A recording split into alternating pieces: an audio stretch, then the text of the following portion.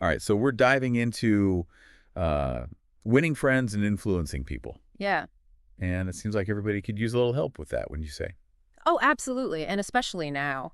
And you've got a great jumping off point with Dale Carnegie's How to Win Friends and Influence People. It's almost 100 years old, but it's still so relevant. It's crazy how many copies they've sold. Yeah. And, it's got to be good if somebody like the gangster Crowley claimed he had, like a good heart after Yeah. reading it. Right.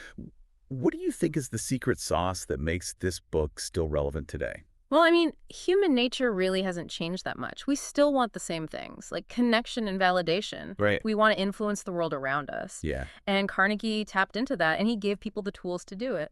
Yeah, and he wasn't just, making it up. He was a salesman, he was a lecturer, so he was out there with people all the time. Exactly. He was in the trenches. Yeah. This wasn't just theory, it was real-world experience. Hmm. And one of the best things about it, I think, is it doesn't rely on manipulation or trickery. It's all about genuine connection and understanding. Yeah, okay, so let's unpack some of these principles. Yeah. The first one that really stood out to me was don't criticize, condemn, or complain. I mean, on the surface, that seems pretty straightforward, Right. but I mean, how do you actually apply that in real life? Isn't there a time and a place for some constructive criticism? That's a great question. Yeah. It is. Yeah. It's not about being a doormat or never voicing concerns, but Uh-huh. it's understanding that, criticism, it can lead to resentment Right. and defensiveness. Right. So it's really about thinking about that when you're giving feedback. It's about picking your battles. Yes. Like Carnegie talks about the father who, sees muddy footprints all over the house after his son went fishing. Yes, exactly. But instead of, like, freaking out, Yeah. he focuses on the positive, Yes. He got a big fish and Right. all that. Exactly. Those footprints become a shared memory, not a reason to scold. Exactly. So, and it's like that in so many areas of life. Like, think about if you're a manager at work, If you focus on what people are doing well and you give them that positive reinforcement, I feel like you get a lot more out of them than constantly pointing out their mistakes, right? Absolutely. It creates like a more positive environment, a Yeah. supportive environment, rather than one of fear and judgment. Yeah. And this isn't just about big things like work performance, but even like in our relationships. Yes. Think about how much we nitpick at our loved ones. Oh, yeah. And we don't even realize we're doing it half the time. Exactly. Carnegie talks about, the little girl who, got constant praise for her new baby, Hmm. which was actually a doll. Yeah. But it's just amazing how, that little thing made her feel so loved and appreciated. Exactly. And that kind of leads into another principle, give honest and sincere appreciation. Yeah. But how do you know if you're, really being genuine or if you're just laying it on too thick? Yeah. Like, is there a line between, appreciation and flattery? Oh, there is a line, for sure. Yeah. But one of the keys, I think, is to be specific. Instead of saying, oh, you're great, try saying, I really appreciated how you handled that difficult client. Right. You were calm, professional, and you found a solution that everyone was happy with. Wow. Yeah. That specific feedback shows you're paying attention and you genuinely value the other person's contributions. It's going beyond the generic Yes, exactly. and really taking the time to notice what people are doing well. And recognizing that everyone has something to offer. Right. Even that difficult colleague or the grumpy neighbor, they might have some hidden talents or qualities that you can appreciate. And when Yeah. you express that appreciation sincerely, it can really change your relationship for the better. So we talked about avoiding criticism, Right. giving appreciation. Yes. So what's the next big idea that Carnegie throws our way? Well, he says we need to arouse in the other person an eager want. Now, that might sound a little manipulative at first glance. Yeah, it does, kind Right. of. Yeah. It sounds like you're trying to, like, trick people into doing what you want. Yeah. So how does that fit in with this whole idea of genuine connection? Well, it's not about trickery. It's about understanding what motivates people and framing your requests in a way that aligns with their desires. Like Carnegie uses this example of a young boy who desperately wants a puppy. Hmm. Instead of just giving in, the parents help him understand the responsibility that Yeah. comes with owning a pet. And They appeal to his, like, desire to be responsible. exactly. So he agrees to wait until he's a little older. Exactly. It's about finding that win-win. Right. Where everyone feels like they're getting something out of it. Right.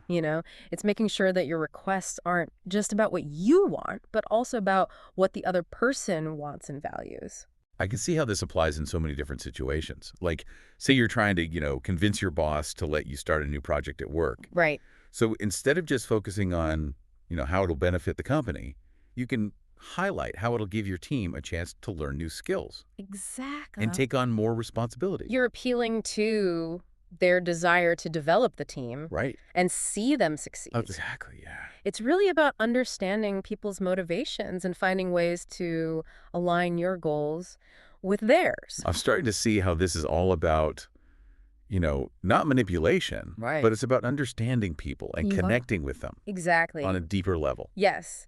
And one of the best ways to connect with people is through listening. Oh, yeah. Really listening to what they have to say. Oh, my gosh, I'm so bad at that. Oh, we all are. My mind is always racing ahead to, what I'm going to say next. And I Right. totally miss, the nuances of what they're saying. But you think about, when someone really listens to you, Yeah. it makes you feel valued, Oh, yeah. heard, understood. Absolutely. Those are the It foundations. makes you want to open up more. Yes. Yeah, and when you don't feel heard, oh, man, it's so frustrating. Absolutely. It can really lead to, misunderstandings and conflict. Yeah. So how do we get better at listening? Well, one thing Carnegie suggests is asking clarifying questions. Oh, yeah. It shows the other person that you're paying attention and that you're genuinely interested in what they have to say. And, sometimes you can even rephrase what they said just to make sure you're on the same page. Exactly. What you're saying is, Yeah, exactly. or if I understand correctly, you feel, Right, because you're not just hearing the words. right, You're also trying to grasp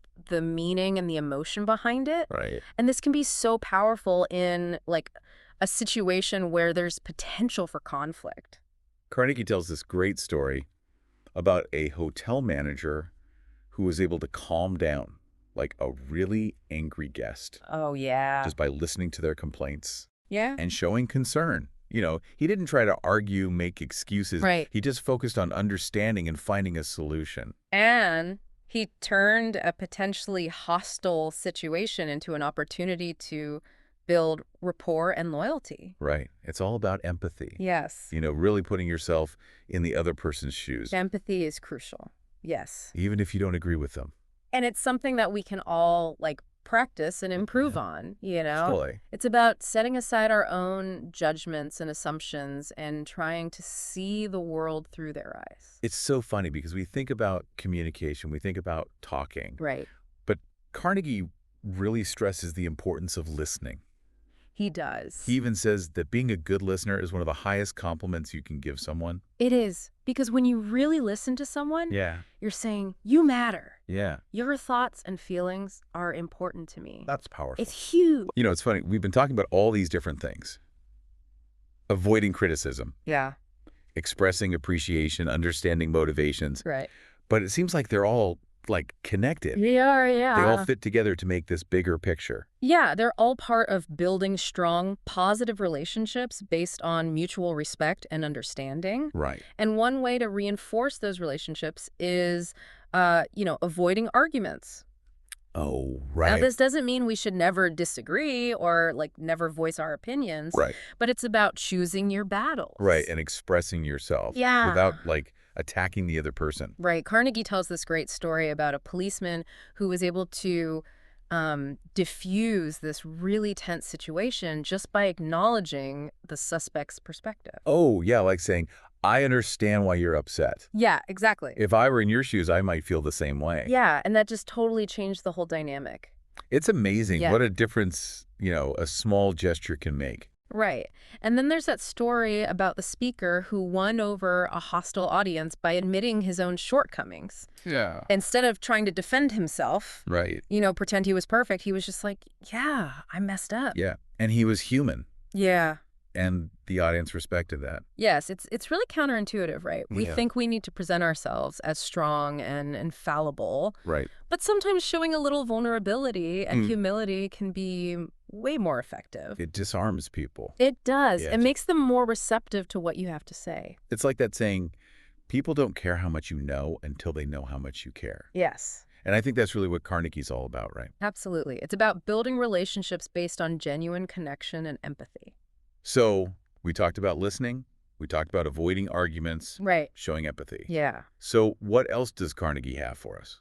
Well, he talks a lot about making people feel important and appreciated. Uh, He says that it's just this like fundamental human need. right. And when we fulfill it, we create like this powerful bond Yeah. that can really be the foundation for any relationship. And he gives some really interesting examples of how to do that. Like the story of the man who convinced his landlord to lower his rent Oh, yeah. by appealing to his sense of fairness and pride in his property Yes. instead of like complaining or demanding lower rent. Right. This guy, he expressed admiration for the building Yeah. and the landlord's work. He was like, wow, what a great building. You've done Yeah. a great job maintaining it. Yeah, and then he gently suggested that the rent was a little high Right. compared to other places in the area. He found a way to make the landlord feel good Yeah. rather than attacked or defensive. It's all about like finding a way to acknowledge people's strengths and accomplishments Yes. and their unique contributions. Yeah. And it's not just about grand gestures. Right. Sometimes, a little thing, can have a huge impact. Like a handwritten thank you note. Yes. Or remembering someone's birthday. Yes. Or just asking how their day is going. Yeah. And really listening to the answer. Those little gestures go such a long way. Totally. They show that you care, Yeah. that you value the other person. And speaking of,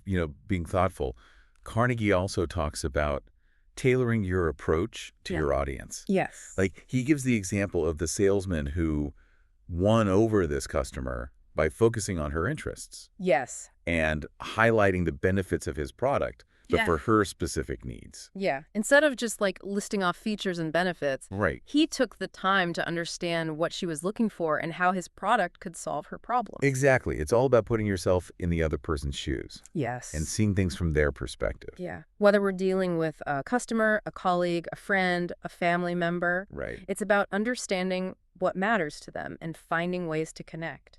That's what's so cool about Carnegie's work. It's not just about business or, getting ahead. Right. It's about creating genuine connection yes. and building relationship. Absolutely. It enriches our lives Absolutely. on every level. It's true. And these principles are timeless. Yeah. I mean, they've been working for almost a century. Yeah. And they'll continue to work for, I think, generations to come. It's amazing how these, simple ideas can be so powerful Yeah, when you're dealing with people. it really is. Yeah. I'm starting to see, how to win friends and influence people. Not so much as a self-help book, but more like a guide to, understanding Yeah. human nature. I think that's a great way to look at That's it. what I mean. Yeah. It's all about, those basic human desires You're to connect and feel validated and Yeah, and feel important. yeah. You And know? when we tap into that, it makes everything so much more effective. One thing that really stood out to me was Carnegie's emphasis on, enthusiasm. Oh, He talks about how contagious it is it is. and how powerful it can be when you're trying to, influence people. Enthusiasm is like a magnet. Yeah, It draws people in. it's true. Think about the most charismatic people you know. Right. They're often just brimming with enthusiasm and passion. It's like they light up a room. Yes. They make you feel like anything is possible. And that can be so motivating. Yeah. It can inspire people to take action and chase their dreams. It's not just about what you say. It's about, Yeah. the energy you bring. That energy. No. Yeah. That passion. It's about being authentic, you Yeah. know? People Yeah. can spot a fake a mile away, but when you're genuinely excited about something, Yeah. it just rubs off on everyone. We've covered a lot of ground in this deep dive, and I'm feeling pretty inspired to put some of these things into practice. What's, one key takeaway that you're going to, walk away with from all this? For me, it's just remembering that small actions can have a really big impact. Oh, yeah. Like a smile or a genuine compliment, Right. a handwritten thank you note. It's the little things. Yeah. They might seem trivial, but they can really make someone's day. It's about being intentional Yes. with how we interact with people. It's thinking about how you can make the other person feel valued and appreciated. And if you do that enough, it just becomes a habit. It does. The more Yeah. you practice it, Yeah. the easier it gets. Yeah, and the more, those positive effects kind of ripple out into your life. It really is like building a muscle. Totally, like a connection muscle. Yeah. That's a great way to put it. The muscle of empathy. That's awesome. The more you use it, the stronger it gets. So before we go, I have one final, thought-provoking question for our listeners. Okay. Think about someone you admire. Someone who's really good at connecting with people. What is it about them? What qualities or behaviors do they have Right. that you could, like, try to emulate?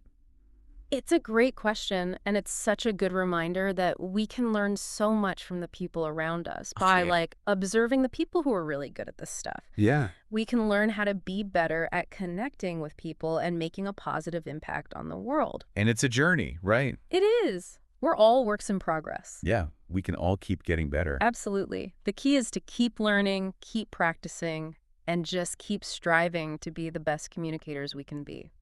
Well, thanks for joining us on this deep dive. Yeah, this was fun. Until next time, keep those connections strong.